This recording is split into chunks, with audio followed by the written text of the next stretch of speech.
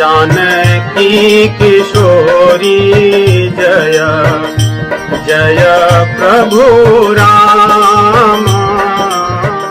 इनका प्रश्न है कि बच्चे कोई भी चीज़ मांगते हैं, उन्हें विवेक नहीं होता कि सही है कि गलत है, और हम उन्हें अधिकतर ना ही करते हैं, क्योंकि जैसे मान लो सेल फोन मांगेंगे या और कुछ ऐसी चीज़ें मांगेंगे। देखिए, इसका उत्तर मैं प्रश्न से करूं कि कितने लोगों के बच्चे यदि घर में कोई ऐसी विषैली वस्तु हो, विषैली चीज़ हो, उसको मांगेंगे तो माता पिता देते हैं, और कितनों के बच्चे ऐसे हैं कि जो बचपन में विष नहीं पाए तो बड़े होकर के विष बोलते, मैंने विष नहीं पाया, मेरे माता पिता नहीं दिए, अब मैं खाना चाहता हूँ क्योंकि अब मैं बड़ा हो गया हूँ, मैं खरीद सकता हूँ। हम इस प्रश्न पर चिंतन करें। इसलिए यदि समय पर सुरक्षा हो, जैसे हमने कहा कि बरगद का पेड़ जब छोटा होता है, उसकी जब सुरक्षा हो जाती है, तो बरगद के छोटे रहने पर जो पशु पक्षी उसको नष्ट कर सकते थे, बरगद के बड़े हो जाने पर वे उसके पास आते हैं, उसकी छाया में रहते हैं, उसके साथ उनका एक तरह से रखें तो साथ रहता है, परंतु उन पशु पक्षियों का बरगद पर कुछ प्रभाव नहीं पड़ता।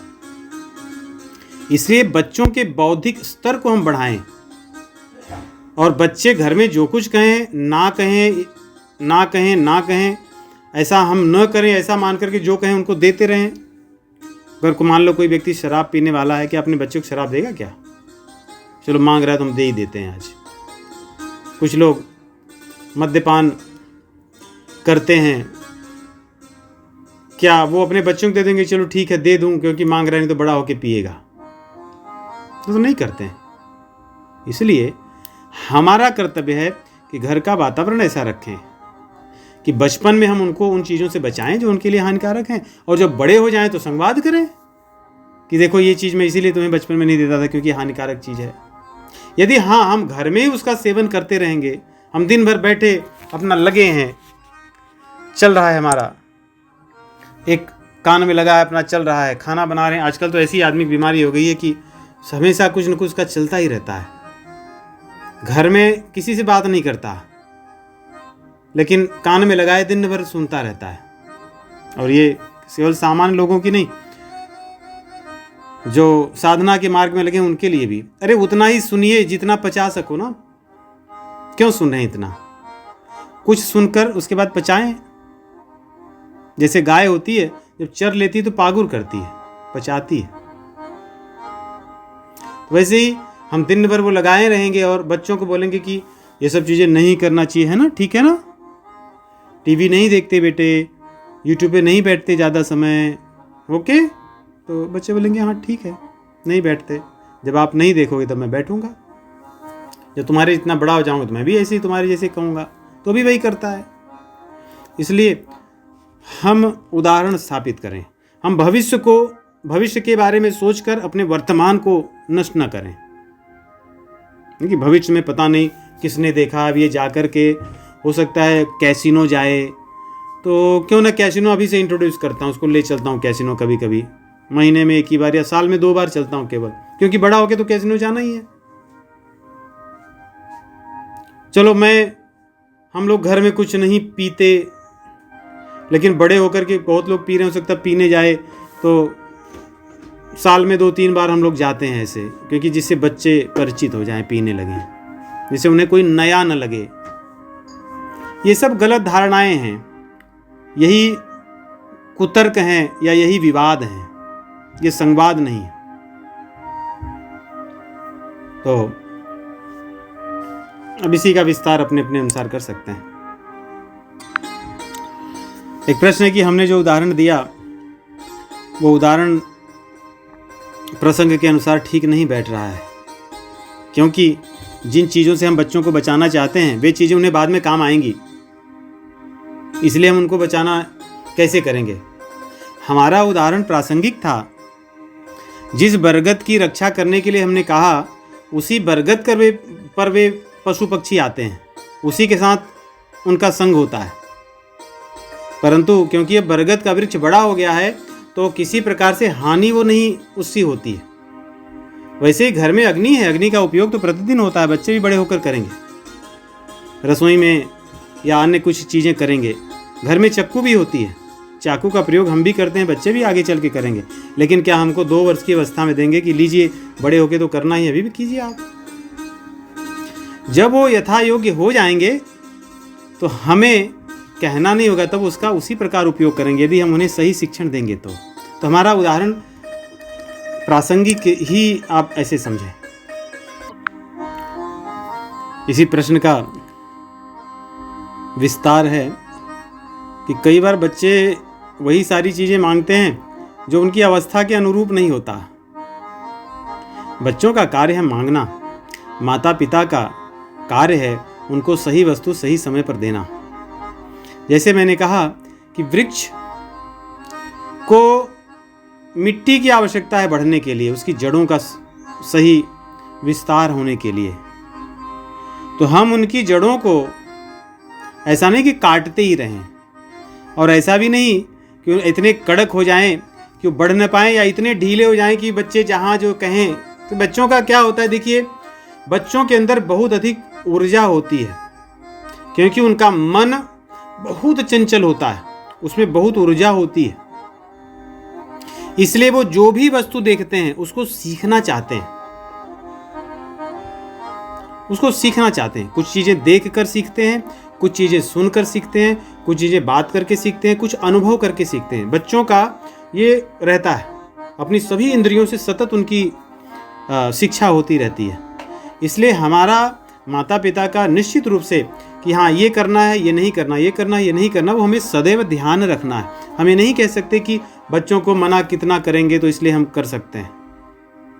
यदि आप किसी भी सामान्य घर को भी देखोगे, उसमें बहुत सी चीज़ें होती है। सामान रखा है, बच्चा छू रहा है, गिर सकता है, इसलिए हम उसकी रक्षा करते हैं कि सामान के पास हो न जाए जब तक उस अवस्था में नहीं है।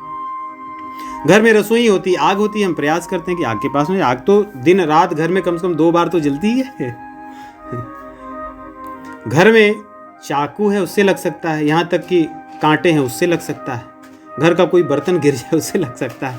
मैं तो आपको बड़ी छोटी चीज़ें बता रहा हूँ जिसके से शारीरिक हानि हो सकती है, लेकिन माता पिता यही तो बचाते हैं। उसी प्रकार इलेक्ट्रॉनिक चीज़ें यदि हम बच्चों के सामने टीवी लगा करके, या बड़े बड़े यूट्यूब पे, आजकल तो टीवी यूट्यूब कोई मान लगा कर बैठे हैं, दिन भर पता नहीं क्या सुन रहे हैं और नाच रहे हैं, ठीक है तो बच्चे भी वही करेंगे। इसलिए हमने आरंभ में कहा था कि हम अपने बच्चे को कैसा देखना चाहते हैं, जैसा हम देखना चाहते हैं उसी अनुरूप हम अपने व्यवहार को, आचरण को जब करेंगे तो एक तरह से बच्चे उसको देखकर सीखने लगेंगे। यदि मैं दिन भर बैठकर सेलफोन, देखिए मैंने कहा ना कि प्रातःकाल उठते ही जैसे व्यक्ति वस्त्र धारण करता है, ऐसे सेलफोन धारण कर लेता है, पीछे पीछे पीछे पीछे चलता रहता है। जाके वहाँ गया, और कभी ये भूल न जाए इसके लिए इसकी आवाज़ भी तेज रख दी है कि भाई तुम मुझे चिल्ला के बताते रहना कुछ होगा तो, टन टन। इसको बड़े लोग उतनी गंभीरता से नहीं ग्रहण करते हैं, लेकिन जैसे कल एक विषय था, सौरभ जी ने लिया था ध्यान। हम किसी के घर जाते हैं, देखते हैं, आप बात करते टन टन टन टन, 1 घंटे में 20 बार आराम से आप सुनेंगे। और जैसे ही होगा आपसे कितना भी बतलाता रहेगा ना, तुरंत फोन उठाएगा, ऐसा करके, ऐसे करके करके टक करके फिर बैठ जाएगा, हाँ ठीक है। तो ये आप कर रहे हैं, ये बच्चा तो आपका कुछ नहीं, आपका देख कर वो सीख रहा है, वो भी ऐसे ही करेगा। आप अपने घर में विविध प्रकार की विचित्र चीज़ें ला करके रख दिए हैं, आप किसी काम में हैं, कोई वाला टन मैंने ये खा लिया, ठीक है। आप कुछ कर रहे हैं, मैं ये काम कर रहा हूँ, टन करके आ गया। तो ये चीज़ें हमें लगता है कि ना हमारे काम की हैं, लेकिन हमारे काम की कहाँ है ये। और विचित्र बात ये भी है कि उसी व्यक्ति को अगर आप किसी काम की बात लिखो, सुन हो रहा है दिन भर, यदि उसके मिलो तो दिन भर हर चीज़ सुनता रहता है, लेकिन आपके प्रश्न का उत्तर वो तभी देगा जब उसको सही लगेगा। क्योंकि घंटी तो आदमी इसीलिए लगाया है कि जैसे ही कुछ मैसेज आए मैं जानूं और मैं फिर उसका प्रत्युत्तर कर दूं, लेकिन ऐसा नहीं। तो हमने अपने आचरण में सुबह से लेकर के रात तक, जगने से लेकर सोने तक ऐसे पाखंड पाल रखे हैं। इन पाखंडों के कारण हमारा जो चिंतन है, जब मैंने कहा चिंतन, तो सच्चिंतन न होकर के ये चिंतन होता है। क्योंकि जैसे हमारा व्यवहार होगा, बच्चे देखकर उसकी स्पंदन से सीखते हैं, उसके वातावरण में एक प्रकार की ऊर्जा होती है, हवा होती है, उससे सीखते हैं, उसकी गंध से सीखते हैं। इसलिए बहुत सारी चीज़ों में मन को न दौड़ाकर ये सोचें कि हम जितने सरल हो जाएं, जितने निष्कपट हो जाएं घर में, अपने व्यवहार में, हमारी वाणी करनी कथनी में जितनी समानता सरलता हो जाए, घर में उतना ही आनंद होगा। और जहां उतना ही आनंद होगा, बच्चे उतने ही आनंद से पलेंगे। ये छोटी छोटी चीजें तो होंगी। अब निश्चित रूप से घर में कोई कांच का चीज है, बच्चे गिरा भी देंगे, कई बार गिर भी जाएगा, ऐसा नहीं कि कभी नहीं हो सकता। हम उसकी चर्चा नहीं कर रहे हैं, हम चर्चा कर रहे हैं कि जिससे बच्चों का पालन पोषण सही हो। ये तो चीजें होंगी, कभी कुछ चीजें हो जाएंगी, कभी कुछ होंगी, और 100% हम जो चाहते हैं वही होगा नहीं। बच्चे कुछ गलत करेंगे, फिर सीखेंगे, परंतु हम उनको एक दिशा देते रहें, ये इसका मुख्य उद्देश्य है। तो हमारा सोच विचार आचरण व्यवहार बच्चों को दिशा देने का हो, और शक्ति का ना, ये मैंने शक्ति का, ऐसी शक्ति ना हो कि ऐसे कि अब एकदम ऐसे ही होगा ऐसा कुछ नहीं हो सकता, ऐसा ना हो, तो फिर वो बढ़ेंगे नहीं। इसलिए दोनों रहे, और इतना भी ढीले ना हो जाएं कि भाई अब तुझे तो पता है कि दुनिया में बहुत से लोग शराब पी रहे हैं, तो अब मैं तुझे बचपन से ही तुझे मैं सहायता करूंगा, तू सीख। ऐसा ना हो बाद में तुझे कुछ ऐसा लगे कि तू अकेला हो गया है, इसलिए बचपन से थोड़ा थोड़ा जानते रह, ऐसा भी ना। एक प्रश्न है, बड़ा व्यवहारिक प्रश्न है, कि कोई व्यक्ति बाहर से आए, उसके बच्चे भूखे हैं और उसको भगवान की भी सेवा करनी है, और उसने घर में मान लीजिए पेड़ पौधे रखे हैं या और भी कुछ पशु पक्षी, आजकल तो कई बार लोगों के यहाँ तोते, बिल्ली, कुत्ते इत्यादि भी होते हैं, तो किसकी सेवा पहले करनी चाहिए? जैसे हमने आज सुना कि 5 वर्ष तक बच्चों की देवतुल्य सेवा करनी चाहिए, उसके बाद उनके साथ ऐसे व्यवहार करें कि शक्ति का भी हो और प्रेम का भी हो, परंतु 5 वर्ष तक तो देवतुल्य। यदि बच्चे छोटे हैं तो बाहर से आने पर निश्चित रूप से, स्वाभाविक रूप से पहले बच्चों की सेवा करनी चाहिए, उन्हें भोजन देना चाहिए, तत्पश्चात भगवत सेवा और अन्य सेवा करनी चाहिए।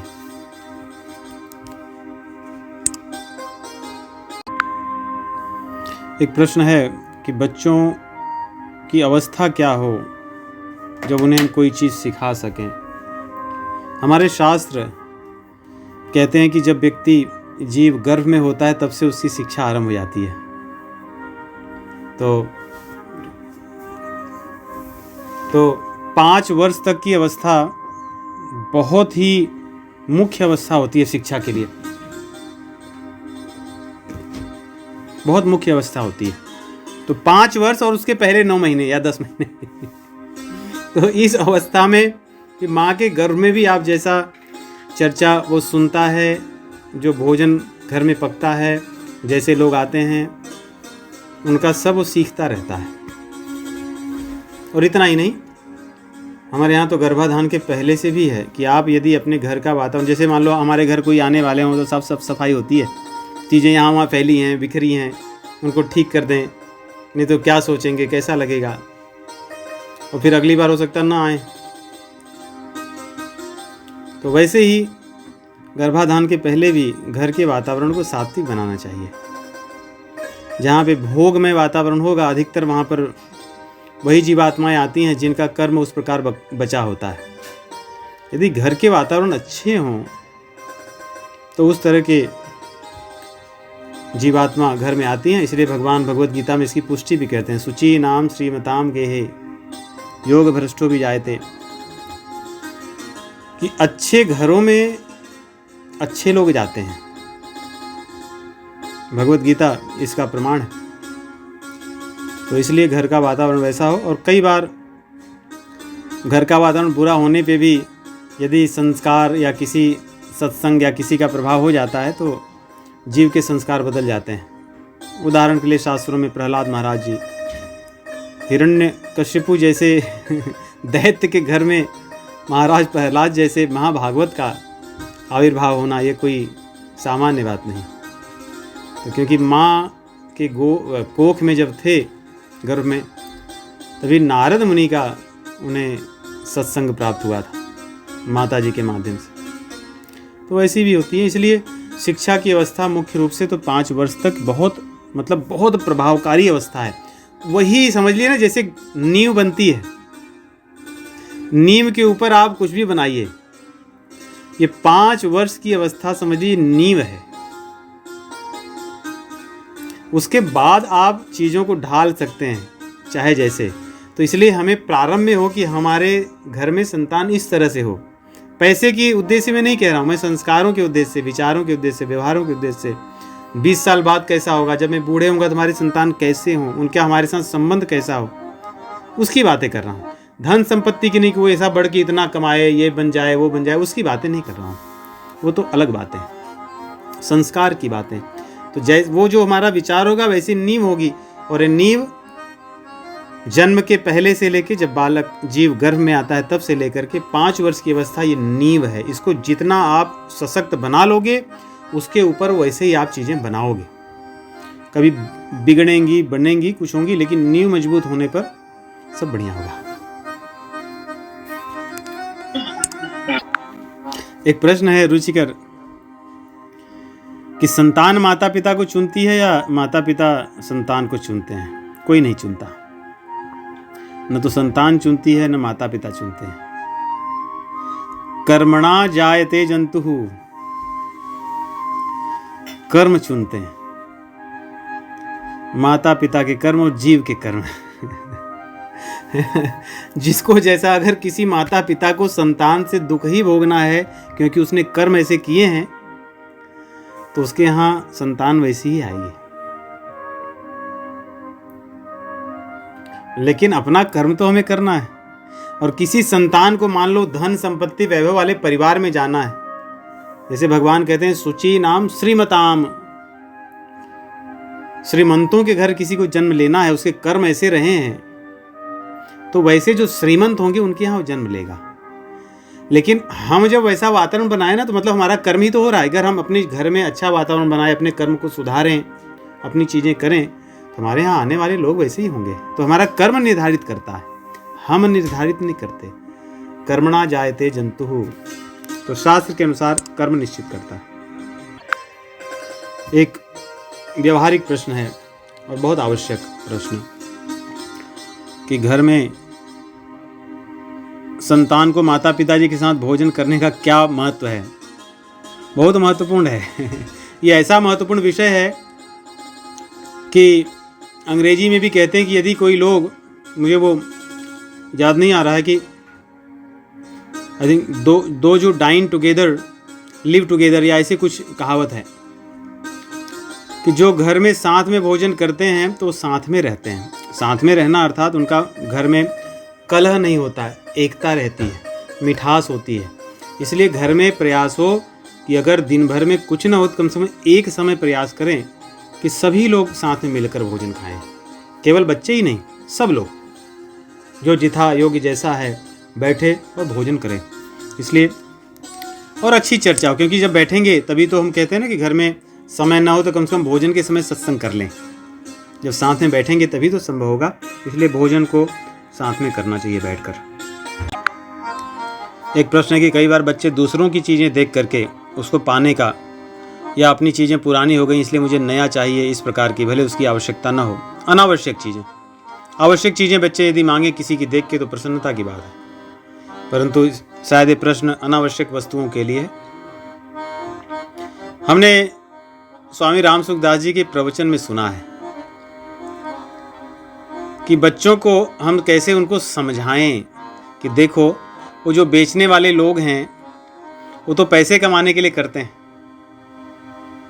ये जो सेलफोन कंपनियां हैं, इसको उदाहरण लें, ये प्रतिवर्ष नए मॉडल निकालती हैं और कई लोग ऐसे दीवाने हैं कि जैसे ही मॉडल निकलता है वो तुरंत बुक कर लेते हैं, क्योंकि उन कंपनियों को धन कमाना है। तो हम बच्चों से चर्चा करें कि उनका उद्देश्य धन कमाना, इसलिए वो नई नई चीज़ें लाते रहेंगे। हमारे पास जो वस्तु है उससे हमारा काम तो चल ही रहा है, जो हमारा पुराना हो जाएगा, उसके योग्य नहीं होगा तो हम इसको छोड़कर दूसरी लेंगे। एक दूसरी वस्तु, दूसरा बात कि हमारे पास तो देखो कितना अच्छा है, हमसे भी खराब कितने लोगों के पास है, उनको नहीं मिलता। इसलिए यदि हम धन इन वस्तुओं में खर्चा करेंगे तो हमारी आदत खराब हो जाएगी, और फिर हमें जब हम दुरुपयोग करेंगे तो हमें अपने कर्मों के अनुसार वैसा बनना होगा कि हमें कुछ नहीं मिलेगी। इसलिए हमें कम खरीद कर दूसरों की सेवा करनी चाहिए, उनके लिए कुछ करना चाहिए। इस प्रकार के अन्य युक्तियां लेकर के हम बच्चों को समझा सकते हैं, सिखा सकते हैं, और वैसे करना चाहिए। एक भोजन से संबंधित प्रश्न है बच्चों के कि यदि हम बच्चों को केवल भारतीय व्यंजन ही खिलाएं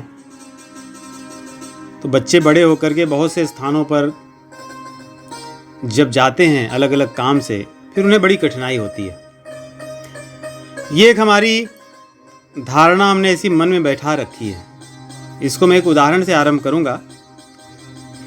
पूरे दुनिया में जैन लोगों की संख्या बड़ी कम है। शायद जहां तक मुझे ज्ञात है भारत में ही अधिकतर जैन है, बाहर भी हैं थोड़े बहुत, परंतु पूरे जैनों की संख्या भारत में 5 मिलियन 50 लाख के आसपास है बस। परंतु जैन भोजन आपको पूरे विश्व में सर्वत्र मिलता है, सर्वत्र मिलता है। यदि आप फ्लाइट में जाते हैं तो भी मिलता है,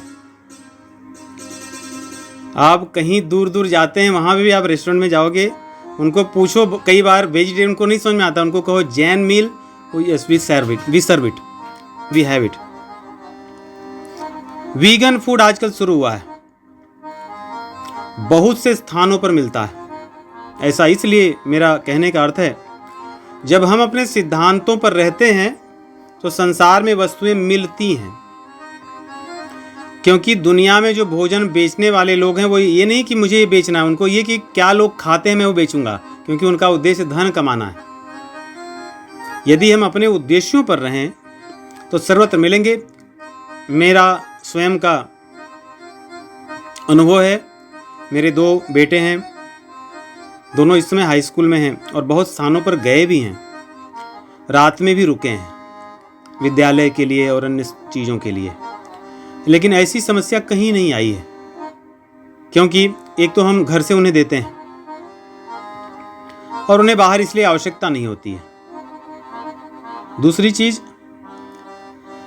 हम सभी लोग जो बड़े हो गए हैं, हम लोग चाहे जैसे रहे, हमें भारतीय भोजन जब तक नहीं मिलता तो अच्छा नहीं लगता, क्योंकि हमने बचपन से वही खाया है। जो चाइनीज लोग हैं, जब तक उन्हें चाइनीज भोजन नहीं मिलता उन्हें नहीं अच्छा लगता। जो इटालियन अमेरिकन है, जब तक उन्हें इटालियन अमेरिकन भोजन नहीं मिलता उन्हें अच्छा नहीं लगता। लेकिन हम तो ऐसे बन गए हैं कि हमें भारतीय भोजन से जैसे ऐसा लगता है कि अरे हमने ही तो अपने घर में बच्चों को आरंभ किया देना, तभी तो बच्चे खाते हैं।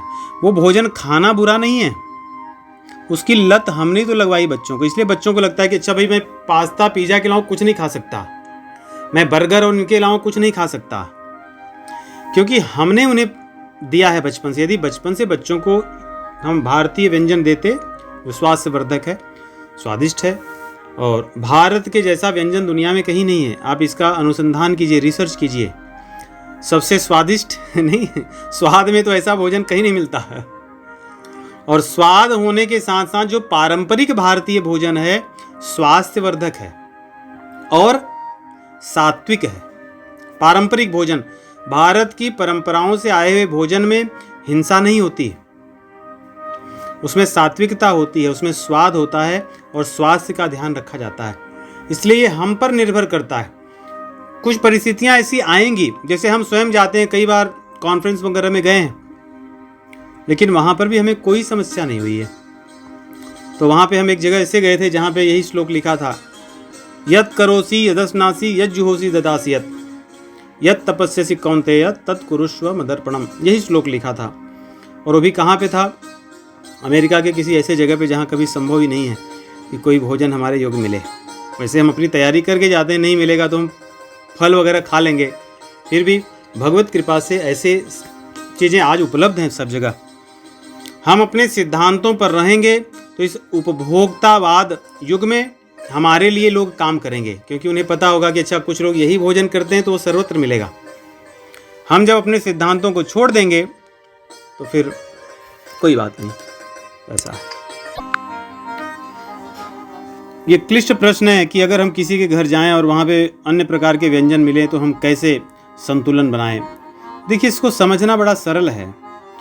कई घर ऐसे हैं जो कई पीढ़ियों से शाकाहारी हैं, और कई घर ऐसे हैं जो शाकाहारी तब तक हैं जब तक वो घर में रहते हैं। घर से बाहर जाते हैं तो मांसाहार करते हैं। तो ये अपने व्यक्तिगत सिद्धांत पर निर्भर करता है।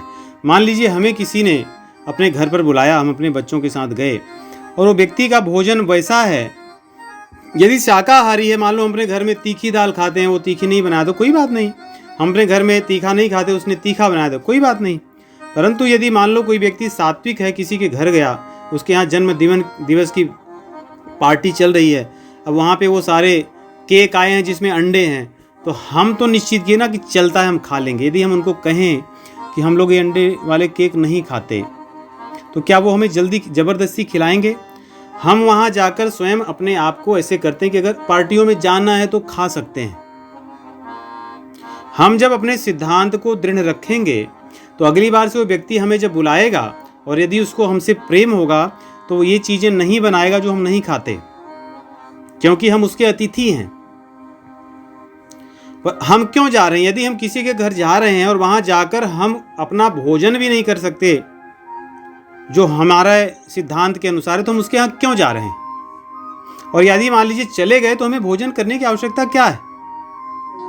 हम उसको कह सकते हैं कि हम ये चीज़ें नहीं खाते।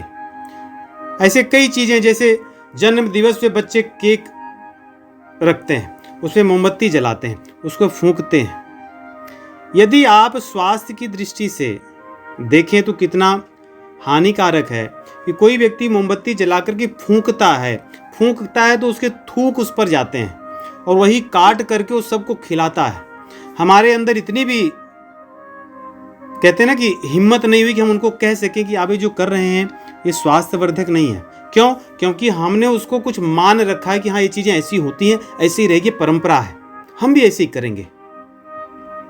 तो हम बल्कि दूसरों को अच्छी चीज़ें देने के बदले हम खुद वैसे उनकी बुराई ले लेते हैं। ये तो हमारी कमी है। किस लिए लेते हैं? या तो हमारे अंदर बोलने की क्षमता नहीं है, या हमारी इंद्रियां हमसे अधिक शक्तिशाली हैं हमारे विवेक से। हम उनके यहाँ जाएं प्रेम से, उनको गिफ्ट ले जाएं, उनके उत्सव में रहें, लेकिन उनको प्रेम से कह सकते हैं कि मैं इन चीज़ों को नहीं खाता हमारे परिवार में। तो अगली बार वो हम ऐसा तमाशा वहाँ ना खड़ा कर दें कि आप लोग ये क्या करते हैं, आप लोग तो ऐसे हैं। हमें कुछ कहने की आवश्यकता नहीं है, हम कुछ न खाएं, उनको प्रेम से कह दें। अगली बार वो हमें निश्चित रूप से प्रेम से बुलाएंगे तो हमारे योग्य चीज़ें रखेंगे, या हमें नहीं बुलाएंगे तो हमें तो अच्छा ही है। दोनों में नहीं बुलाएंगे तो भी हमारा भला है, और अगर बुलाएंगे हमारे योग्य करेंगे तो हमारे लिए अच्छा है।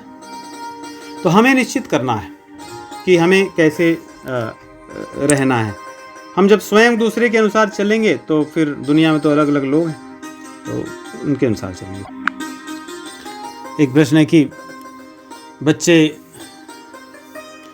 अपनी मातृभाषा को नहीं सीखते, वो दूसरे बच्चों के साथ खेलते हैं, तो जिस भाषा में सभी बच्चे संवाद करते हैं वे भी इसी में करते हैं, कितना भी प्रयास करने पे। ये हमारी, पुनः मैं कहूँगा कि धारणा ही गलत है वास्तव में। या तो इसके दो कारण हो सकते हैं, या तो हमने बच्चों को समय नहीं दिया ये माता पिता की समस्या है कि बच्चे को दुनिया की सब चीज़ें देते हैं परंतु समय नहीं देते। जो हमने कहा कि 5 वर्ष की अवस्था तक, कम से कम 5 वर्ष तक की अवस्था में बच्चों को बहुत समय देना चाहिए। यदि संभव हो ना तो उन्हें दूसरों के हाथ में पालन पोषण के लिए नहीं देना चाहिए, उन्हें खेलने देना चाहिए, अपने घर में प्रेम से उनको पालना चाहिए, उनको सब चीज़ें, मतलब जिसमें वो आनंद उल्लसित रह सकें।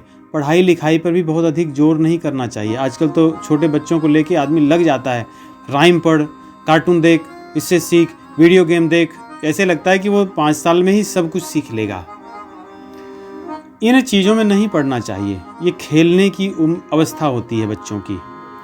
अगर हम समय बच्चों को अधिक नहीं देंगे तो बच्चे जिसके साथ अधिक समय बिताते हैं उसी की भाषा, उसी का व्यवहार, उसी के आचरण, उसी के संस्कार सीखेंगे। इस बात को मैं इसलिए कह रहा हूं कि मेरे स्वयं 2 बच्चे हैं। मेरे बच्चों को अवधी भाषा आती है।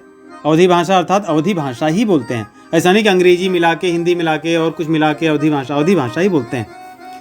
अंग्रेजी भाषा तो आती है, विद्यालय में फ्रेंच पढ़े वो भी आती है। इसके अलावा संस्कृत भाषा को अच्छे से जानते हैं, समझ लेते हैं, पढ़ लेते हैं, उसके बहुत सी चीज़ों को समझते हैं। और हिंदी भी आती है, हिंदी में बोलते हैं तो हिंदी ही बोलते हैं। और गुजराती भाषा भी आती है। गुजराती भाषा बोलते समय यदि मैं तो उनको हमेशा कहता हूँ गुजराती कहो तो गुजराती में ही बोलना चाहिए। तो मैं अपने अनुभव से कहूँगा कि कमी बच्चों की नहीं, कमी हमारी है। हम कमी कर रहे हैं क्योंकि हम स्वयं उस भाषा में संवाद नहीं कर रहे हैं। या हम बच्चों को उतना समय नहीं दे रहे हैं जितना उनको आवश्यकता है। हम बच्चों के साथ उनको दिन भर, या तो देखिए कई बार होता है कि हाँ मैं तो बच्चों के साथ ही रहता हूँ, लेकिन वहाँ ले करके सुबह से लेके वो राइम सुनता जा रहा है, और दुर्भाग्य से राइम आजकल सारी अंग्रेजी में है। वो सुबह से बैठ करके कार्टून उठा है, हमने बच्चों को देखा, उठते ही वो लगा दिया एक स्टैंड में सेलफोन, उसमें अपना वो कार्टून या कुछ चीज़ें देख रहा है, फिर उसको खिलाया जा रहा है। तो कौन सी भाषा सीखेगा? वो तो सुबह उठते ही वही चीज़ें सीख रहा है, खाते समय वही चीज़ें सीख रहा है, खेलने गया है तो वही सीख रहा है। हमें तो लग रहा है कि नहीं वो कहीं नहीं जाता, मेरे साथ ही रहता है। और जो चीज़ें बच्चे देख कर सीख रहे हैं ना, कि कोई दौड़ रहा है तो उसमें कह रहे हैं कि रनिंग कम हियर, तो आ रहे हैं तो उनको पता है कि आना मतलब कम हियर, उनको आपको बताने की जरूरत है, वो सीख गए सब सारी चीज़ें। लेकिन हम जो बोल रहे हैं, हमारी भाषा तो वैसे ही इतनी इस समय संकर है, भाषा संकरता इतनी बड़ी है कि हमें खुद ही नहीं पता हम कौन सी भाषा में बोल रहे हैं। इसलिए बच्चे अंग्रेजी भाषा में उत्तर देते हैं, उनकी कोई कमी नहीं है। या तो कई बार लोग डे केयर डाल देते हैं, सुबह से लेकर शाम तक 9 बजे चला जाएगा, शाम को 4 बजे आएगा डे केयर में, जबकि माता पिता दोनों घर में बैठे हैं। कई बार माता पिता दोनों में से एक ही जन जॉब करते हैं, काम करते हैं, फिर भी उसको डे केयर इसलिए भेजा जा रहा है कि कोई चीज़ छूट न जाए उससे दुनिया की, कि अगले 5 वर्ष तक होते होते अगर नहीं गया तो पता नहीं दुनिया का क्या चीज़ें छूट जाएगी, भाई क्या करेगा। ऐसी धारणा में हम न पड़ें। बच्चों को स्वच्छंदता से 5 वर्ष तक खेलने दें, हमारे साथ उनका संवाद हो, समय बीते, हम उनको चीज़ें बोलें, सिखाएं, कहें, बाद में वो सब सीख लेंगे। जितना हम मेहनत करके 3 साल में सिखाते हैं वो 3 महीने में सीख लेंगे। मुझे ऐसा लगता है।